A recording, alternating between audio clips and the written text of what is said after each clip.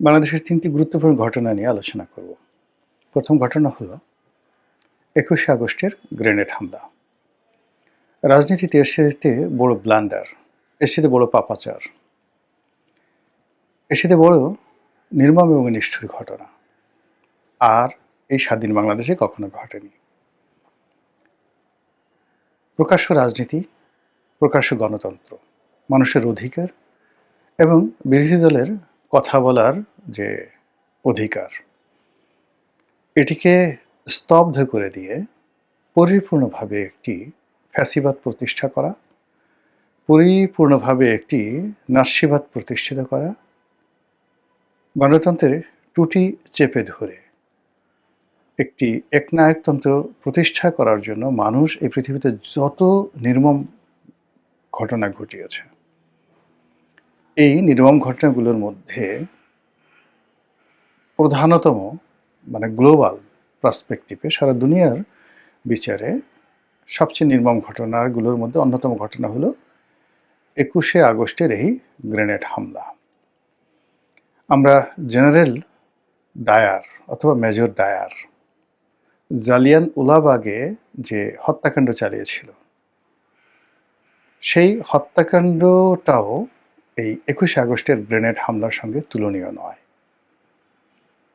আপনারা যারা জালিয়ানওয়ালাবাগের সেই হত্যাকাণ্ড সম্পর্কে জানেন এবং সেই হত্যাকাণ্ডে সারা পৃথিবী, যেহেতু ওটার সঙ্গে রবীন্দ্রনাথ জড়িত হয়ে পড়েছিলেন, ওটার সঙ্গে ভারতবর্ষের কংগ্রেস জড়িত হয়ে পড়েছিল, ভারতে তখন উত্তাল ব্রিটিশ বিরোধী আন্দোলন। এর কারণে সেই জালিয়ানওয়ালাবাগের যে হত্যাকাণ্ড, সেই হত্যাকাণ্ড নিয়ে সারা পৃথিবীতে তোলপাড় হয়েছিল এবং ইতিহাসে এটি স্থান করে আছে। কিন্তু জালিয়ানওয়ালাবাগের সেই হত্যাকাণ্ডে আপনি ভিলেন খুঁজে পেয়েছিলেন যে এটি একটি সংগঠিত বাহিনীর কমান্ডে সেটা হয়েছে। কিন্তু ২১শে আগস্টের গ্রেনেড হামলার যে আততায়ী, সেই আততায়ীকে আমরা খুঁজে পাইনি। জেনারেল ডায়ারকে আমরা যেভাবে চিহ্নিত করে শাস্তি দিতে পেরেছিলাম, ২১শে আগস্টের গ্রেনেড হামলার অভিযুক্তদেরকে আমরা শাস্তি দিতে পারিনি এবং আমরা অভিযোগ গঠন করতে পারিনি। ফলে এটি অভিশাপ রূপে আমাদের মাথার উপরে ঘুরছে। এটি কি প্রতিক্রিয়া তৈরি করবে আগামীতে, সেই বিষয় নিয়েগুলো আলোচনা করব। এরপর আমরা দ্বিতীয় ঘটনায় যাই। দ্বিতীয় ঘটনা হলো ৩২ নম্বর বঙ্গবন্ধুর যে ভবন, ৩২ নম্বরের যে ভবন ভাঙচুর করা এবং এটিকে এটিকে অস্তিত্বহীন করে দেওয়া। এটির সঙ্গে যদি আমরা মনে করি যে কেবলই মাত্র বঙ্গবন্ধু শেখ মুজিবুর রহমানকে যারা অপছন্দ করেন তাদের ক্রোধ ওখানে পড়েছে, অথবা শেখ হাসিনার বঙ্গবন্ধুর প্রতি যতটা ক্রোধ ছিল, ক্ষোভ ছিল, তার চেয়ে বেশি ক্রোধ ছিল শেখ হাসিনার প্রতি। তো শেখ হাসিনার প্রতি সেই ক্রোধকে প্রশমিত করার জন্য বা সেই ক্রোধকে দেখানোর জন্য বিক্ষুব্ধ জনতা সেখানে গিয়ে ৩২ নম্বর ভেঙেছে। ভুল। ৩২ নম্বরের যে ইতিহাস, এটি বঙ্গবন্ধু শেখ মুজিবের সঙ্গে যতটা না জড়িত, তার চেয়ে স্বাধীনতার সাথে জড়িত, তার চেয়ে মানচিত্রের সাথে জড়িত, তার চেয়ে জাতীয় সঙ্গীতের সাথে জড়িত, তার চেয়ে সংবিধানের চেয়ে জড়িত, তার চাইতেও মুক্তিযুদ্ধের সঙ্গে বেশি জড়িত। এবং আমাদের অন্য যে সকল মুক্তিযুদ্ধ কেন্দ্রিক মনুমেন্ট রয়েছে, এই মনুমেন্টগুলো মুক্তিযুদ্ধের পরে তৈরি করা হয়েছে। সেটা আপনি জাতীয় স্মৃতিসৌধ ধরেন, কিংবা অন্য যে কোনো মনুমেন্ট ধরেন, কিংবা ধরেন একটা পতাকা, তো বা জাতীয় সঙ্গীত ধরেন, কিংবা সংবিধান ধরেন। তো এই সকল বস্তু, বিশ্বাস মুক্তিযুদ্ধ কেন্দ্রিক, যেটা দেশের অস্তিত্বের সঙ্গে জড়িত, তার মধ্যে সবচাইতে গুরুত্বপূর্ণ যেটি রয়েছে সেটি হলো এই ৩২ নম্বর। ব্রিটেনের ১০ নম্বর ডাউনিং স্ট্রিটের কতটুকু ভূমিকা রয়েছে, বা ১০ নম্বর জনপদ রোড, সেই যাকে বলা হয় দিল্লির, সেটির ভারতীয় ইতিহাসে কতটা গুরুত্বপূর্ণ ভূমিকা রয়েছে, এটা আমি এখানে বসে অতটা বলতে পারবো না। কিন্তু বাংলাদেশের প্রেক্ষাপটে ধানমন্ডির ৩২ নম্বর বাড়িটি, ৩২ নম্বর সড়কটি, বঙ্গবন্ধু ভবন ৩২ নম্বর সড়ক পুরনো। এই নম্বরটা এখন নাই, ৩২ নম্বর রাস্তাই নেই, কিন্তু মানুষের মনে ধানমন্ডি ৩২ নম্বর, সেটা ভবনের নামও ৩২ নম্বর, বাড়ির নামও ৩২ নম্বর। এটা যেভাবে 32 মানে গ্রথিত হয়ে গেছে, এর সঙ্গে আসলে মুক্তিযুদ্ধের ইতিহাস, বাংলাদেশের অস্তিত্ব সব কিছু যাকে বলা হয় জড়িয়ে আছে। ফলে এই ৩২ নম্বর ভাঙার সঙ্গে বাংলাদেশ ভাঙ্গা, এই ৩২ নম্বর ধ্বংস করার মধ্যে বাঙালি জাতীয়তাবাদ ধ্বংস করা, এই ৩২ নম্বরকে মুছে ফেলার মধ্যে মুক্তিযুদ্ধের ইতিহাস মুছে ফেলার যে একটি উদগ্র বাসনা, এবং সেই উদগ্র বাসনার যেটা বাস্তবায়ন ঘটেছে, এটি এখন মানুষের মনোজগতে একটা রসায়ন তৈরি করেছে। কোনটা থাকবে, পাকিস্তান, ইনকিলাব, নাকি সংবিধান, মুক্তিযুদ্ধ ৭১? এবং সেখানে প্রেতাত্মা হয়ে এই ৩২ নম্বরের ভবনটি এবং ওই দিনের সমস্ত ঘটনা প্রেতাত্মা হয়ে এই যাকে বলা হয় আমাদের যে বাঙালি জাতি, এই বাঙালি জাতিকে বহুদিন পর্যন্ত সেই হ্যামলেটের মতো, হ্যামলেটের যে ভূতটি ছিল, যে ভূতটি এসে যুবরাজ হ্যামলেটকে প্রতিটা মুহূর্তে ব্যস্ত করে ফেলতো, তার কাছে এসে যে স্বপ্ন দেখাতো, কথা বলতো, ঠিক ওই বেদনা আমাদেরকে আঘাত করতে থাকবে। এটি গেল দ্বিতীয় ঘটনা, এগুলো নিয়ে আলোচনা করব। তৃতীয়ত হলো দেশের স্বার্থ জলাঞ্জলি যারা দিয়েছেন ৭১ থেকে আজ পর্যন্ত, সেটা ১৯৭১ সনে দেশের স্বার্থে জলাঞ্জলি দিয়ে যারা রাজাকার হয়েছে, আলবদর হয়েছে, আর শামস হয়েছে, পাকিস্তানের দোসর হয়েছে, দেশের মা বোনকে ধরে ধরে নিয়ে হানাদার বাহিনীদের হাতে তুলে দিয়েছে, অসংখ্য নারীর মৃত্যু হয়েছে। এই অভিশাপ কিয়ামত পর্যন্ত যারা এই কর্ম করেছে তাদের এবং তাদের পরিবারকে একেবারে অক্টোপাসের মতো আঁকড়ে ধরে রাখবে। পৃথিবীর কোনো ক্ষমা, স্বয়ং আল্লাহ রাব্বুল আলামিনও এই ক্ষমা করতে প্রস্তুত নন। যারা হাহাকার করেছেন, যারা আত্মাহুতি দিয়েছেন, যে নারী ধর্ষিত হয়েছে, যে শিশু মরেছে, তাদের অন্তরাত্মা কিয়ামত পর্যন্ত কাঁপতে থাকবে, এবং তাদের সেই ক্রন্দন এই পৃথিবীতে সেই রাজাকার আলবদর আর শামস থেকে শুরু করে পাকিস্তানি বাহিনী, আজ দেখেন পাকিস্তান এখন পর্যন্ত সুস্থ হতে পারছে না। বাংলাদেশে তারা যে অপকর্ম করেছে, সেই অপকর্মের কারণে আপনারা যারা পাকিস্তান গেছেন আপনারা জানেন যে এর যে ভূখণ্ড, এর যে ভৌগোলিক অবস্থা, এর যে ম্যান পাওয়ার এবং এর যে ন্যাচারাল রিসোর্স রয়েছে, পৃথিবীতে এইরকম ধনে ধান্যে পুষ্পে ভরা এরকম দেশ পৃথিবীতে নেই, দ্বিতীয়টি নেই। এখানকার মানুষ বেস্ট, দেখতে শুনতে সবচেয়ে সুন্দর মানুষ। এখানকার যে নদীগুলো, পঞ্চনদীর দেশ, এদের যে ঝর্ণাগুলো, এদের যে পাহাড়গুলো, এর যে প্রাকৃতিক সৌন্দর্য, ভূস্বর্গ বলা হয় সুইজারল্যান্ডকে, পাকিস্তানের ভূস্বর্গ দেখলে আপনার মাথা খারাপ হয়ে যাবে। এদের যে ফুড, খাবার দাবার অসাধারণ, এবং এখানে যে সভ্যতার যে ইতিহাস রয়েছে, সেই মহেঞ্জোদারো, সেই হরপ্পা, সব মিলিয়ে পাকিস্তান থাকা উচিত পৃথিবীর ১ নম্বর ধনী রাষ্ট্র, ১ নম্বর সামরিকভাবে শক্তিশালী রাষ্ট্র, সুসভ্য রাষ্ট্র। আর্যরা ভারতে আসার আগে প্রায় ৩,০০০ বছর ধরে তারা এই পৃথিবীর সবচেয়ে সভ্য নগরী ছিল। সেই পাকিস্তান এই বাংলাদেশে যে পাপাচার করেছে, সেই পাপাচারের ফলে এখনো পর্যন্ত মাথা তুলে দাঁড়াতে পারেনি। এই হলো দেশ বিক্রির বা দেশের স্বার্থের বা মানুষের যে আরতির বিরুদ্ধে যখন আপনি অমানবিক কর্মকাণ্ড করেন। আজ দেখেন চেঙ্গিস খান এত কিছু করেছে, কিন্তু মঙ্গোলিয়াতে গিয়ে দেখেন সে তার জাতিগোষ্ঠী এখনো পর্যন্ত দাঁড়াতে পারছে না। এরপর যে ৭১ সনে সেই গ্রুপ গেল, এরপরে আওয়ামী লীগ জমানাতে আওয়ামী লীগের যে সমস্ত লোক দেশের বিরুদ্ধে কাজ করেছে, খন্দকার মোশতাক বলেন, যারা পাকিস্তানের দোসর হওয়ার চেষ্টা করেছে, যারা ভারতের দোসর হওয়ার চেষ্টা করেছে, নির্বংশ হয়ে গেছে। দেশের স্বার্থে জলাঞ্জলি দেওয়ার যারাই চেষ্টা করেছে পরিপূর্ণভাবে নির্বংশ হয়ে গেছে, এবং তাদের মধ্যে যারা ২-৪ জন বেঁচে আছেন, কেউ বা ভারতের দালাল, কেউ বা পাকিস্তানের দালাল, অর্ধ উন্মাদ হয়ে আছেন। ব্যবসা গেছে, টাকা গেছে, পয়সা গেছে।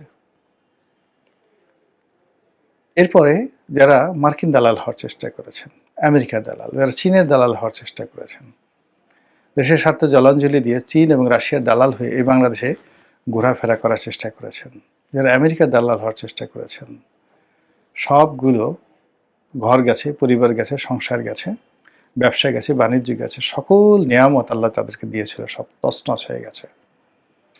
খুঁজে খুঁজে প্রত্যেকটা বাসায় গিয়ে দেখেন যে রুশ ভারতের দালালেরা কেমন আছেন, চীনের দালালেরা কেমন আছে, আমেরিকার দালালেরা কেমন আছে, এমনকি সৌদি আরবের যারা দালাল বাংলাদেশের স্বার্থ বিকিয়ে দিয়ে সৌদি আরবের একটা উমরা হাজ করার পুরস্কার নেওয়ার জন্য, রাজপরিবারের একটা সংবর্ধনার জন্য, সামান্য কিছু টাকার জন্য যারা ধর্ম, কর্ম, ন্যায়, নীতি সব জলাঞ্জলি দিয়ে এই বাংলাদেশে সৌদি সরকারের এজেন্ট হিসেবে থেকেছেন, গিয়ে দেখেন একজনও ভালো নেই।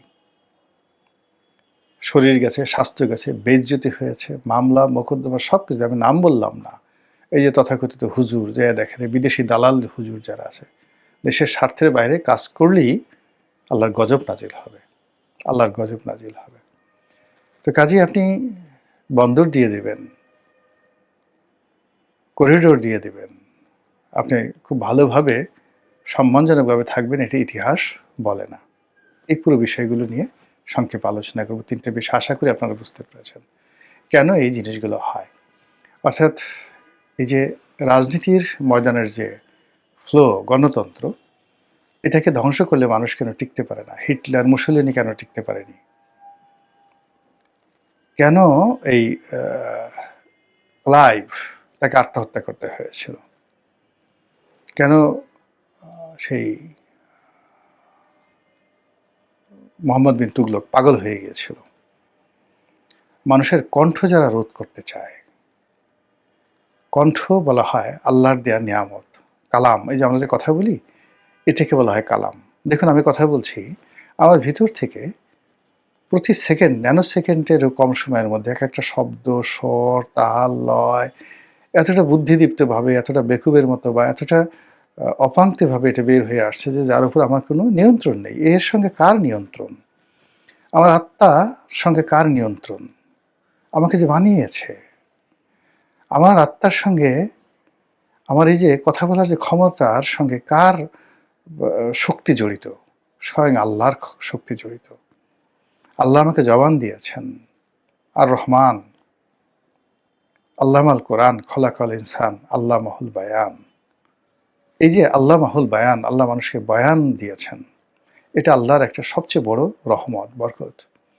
তো মানুষের উপরে যে আল্লাহ এহসান করেছেন, সেটা হলো মানুষকে জবান দিয়েছেন। মানুষকে কথা বলার সুযোগ দিতে হবে। আপনি কারো জবান বন্ধ করতে পারেন না।